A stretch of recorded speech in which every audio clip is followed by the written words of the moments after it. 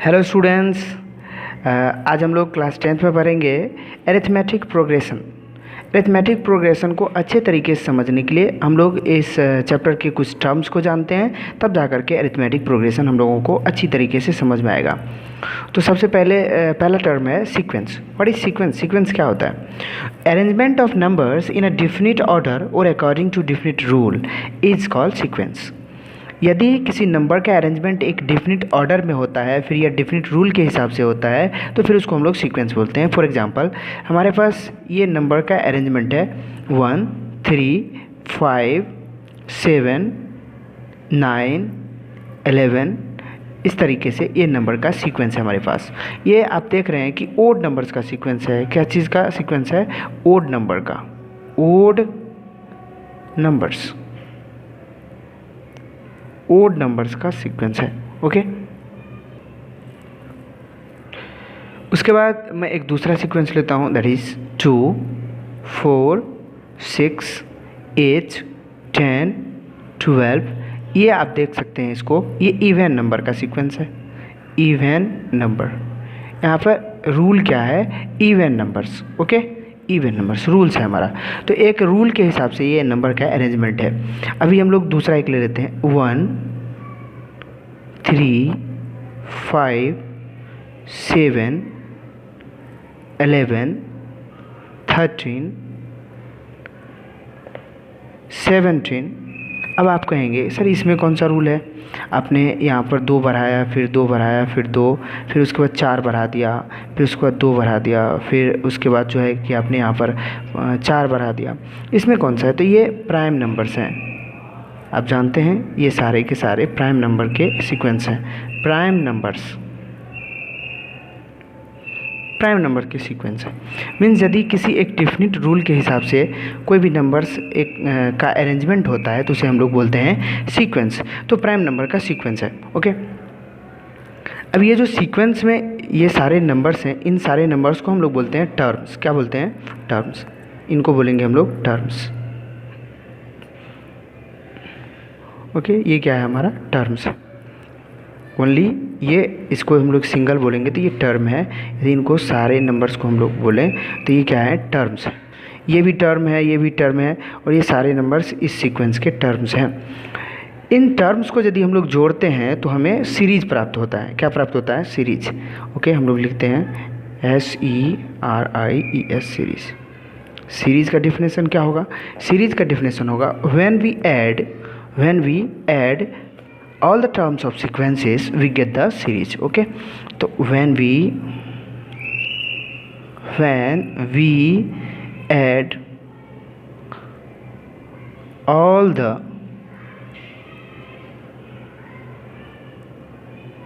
terms of a sequence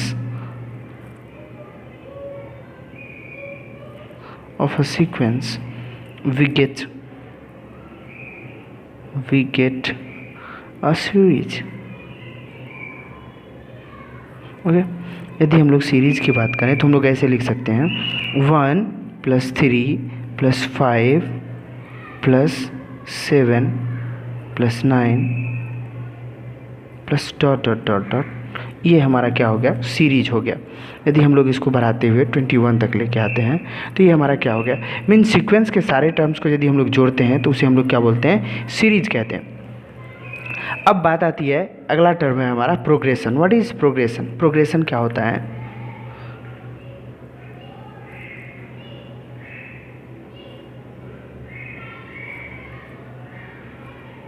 progression, यहीं से हम लोग प्रोग्रेशन को जब समझ जाएंगे तो फिर यहीं से हम लोग अरिथमेटिक प्रोग्रेशन को भी समझेंगे। अब हम लोग डिफाइन करेंगे प्रोग्रेशन को। What is progression? प्रोग्रेशन भी एक प्रकार का सीक्वेंस ही है, लेकिन वैसा सीक्वेंस जो एक डिफिनिट पैटर्न को फॉलो करता है। आप यदि देखेंगे यहाँ पर ऊपर में सीक्वेंस वाले जो मैंने एग्जांपल लिए थे उसमें देखेंगे आप कि सारे सीक्वेंस एक डिफिनिट पैटर्न को फॉलो नहीं कर रहे हैं।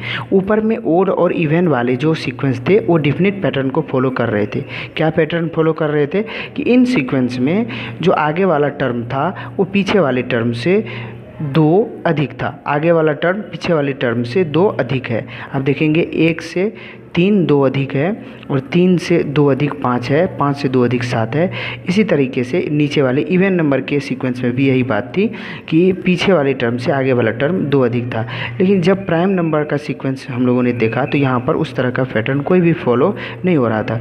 मीन्स सीक्वेंस वैसे नंबर का भी अरेंजमेंट हो सकता है जो कि डिफिनिट पैटर्न को फॉलो ना करता हो, लेकिन वैसे सीक्वेंस को हम लोग प्रोग्रेशन नहीं कहेंगे। मीन्स ये प्राइम नंबर का सीक्वेंस हमारा प्रोग्रेशन नहीं हो सकता है। तो प्रोग्रेशन किसे कहेंगे?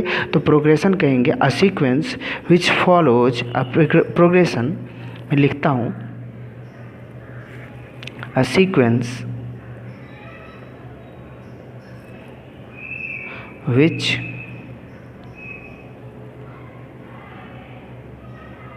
which follows a definite pattern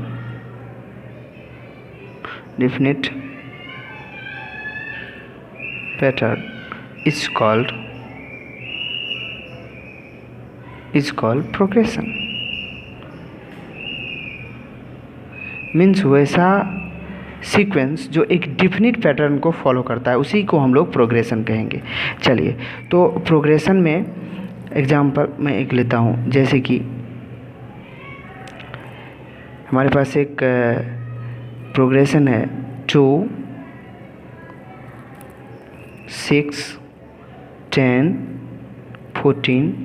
ये आप देखेंगे ये प्रोग्रेशन है, एक ऐसा प्रोग्रेशन है। देखिए यहाँ पर एक डिफिनिट रूल फॉलो हो रहा है। फर्स्ट टर्म 2 है, सेकेंड टर्म 6 है। कितना का डिफरेंस है? 4 का। यानी कि यदि हम लोग 2 में 4 ऐड करेंगे तो 6 मिलेगा, और 6 में 4 ऐड करेंगे तो फिर 10 मिलेगा, 10 में 4 ऐड करेंगे तो कितना मिलेगा? 14 मिलेगा। एक डिफिनिट पैटर्न को फॉलो कर रहा है, एक इसके अंदर रूल्स है। इस रूल्स के सहारे हम लोग इसके नेक्स्ट टर्म को भी निकाल सकते हैं। ठीक है, तो ये होता है हमारा प्रोग्रेशन।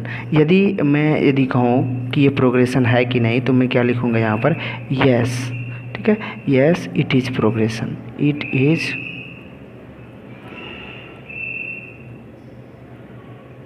Is progression. ओके, यदि मैं एक प्राइम नंबर का सीरीज ले लूँ 3 ओके 5 7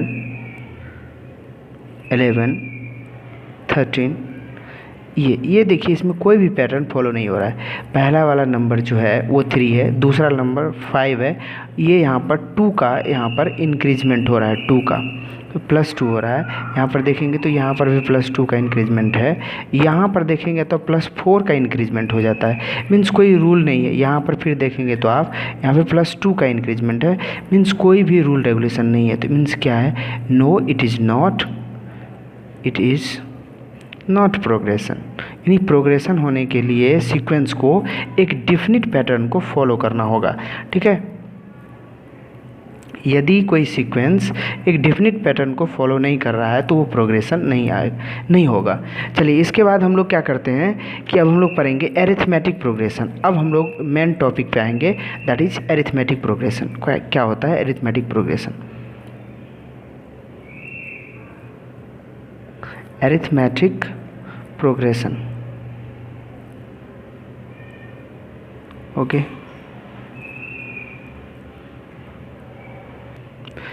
अब एरिथमेटिक प्रोग्रेशन भी एक प्रकार का प्रोग्रेशन है, और प्रोग्रेशन है तो वो सीक्वेंस जरूर होगा। मीन्स एरिथमेटिक प्रोग्रेशन भी एक सीक्वेंस होगा। तो हम लोग कह सकते हैं a sequence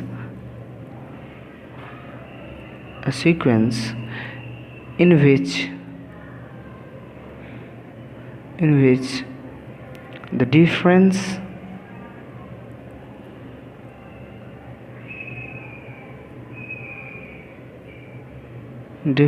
of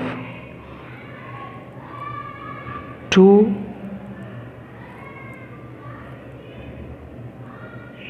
consecutive terms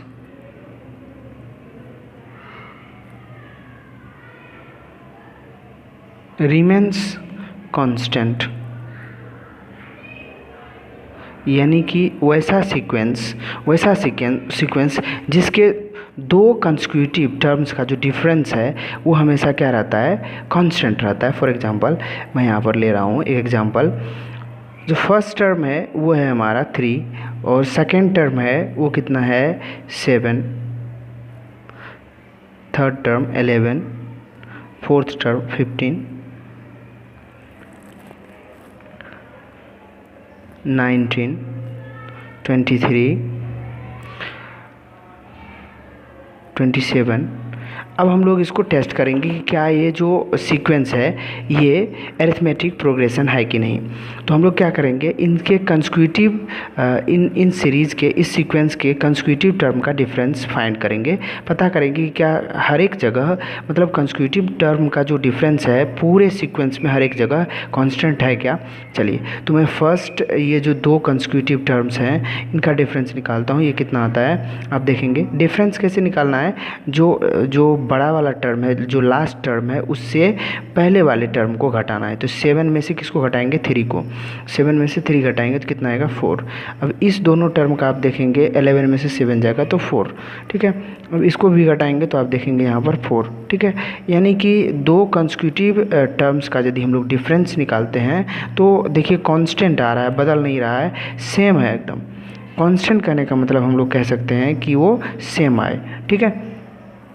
तो इसका मतलब है ये जो सीक्वेंस है इनके दो कंसेक्यूटिव कहीं पर भी पूरे सीक्वेंस में कहीं पर भी दो कंसेक्यूटिव टर्म्स का जो डिफरेंस है हमेशा कांस्टेंट आ रहा है। इसका मतलब ये अरिथमेटिक प्रोग्रेशन है, ओके। और ये जो कंसेक्यूटिव टर्म्स का जो डिफरेंस होता है इसे हम लोग बोलते हैं कॉमन डिफरेंस। क्या बोलते हैं, इसे हम लोग बोलते हैं common difference. Common, COMMON, common difference.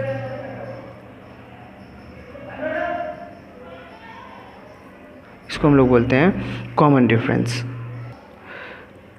Common difference को हम लोग स्मॉल d से डिनोट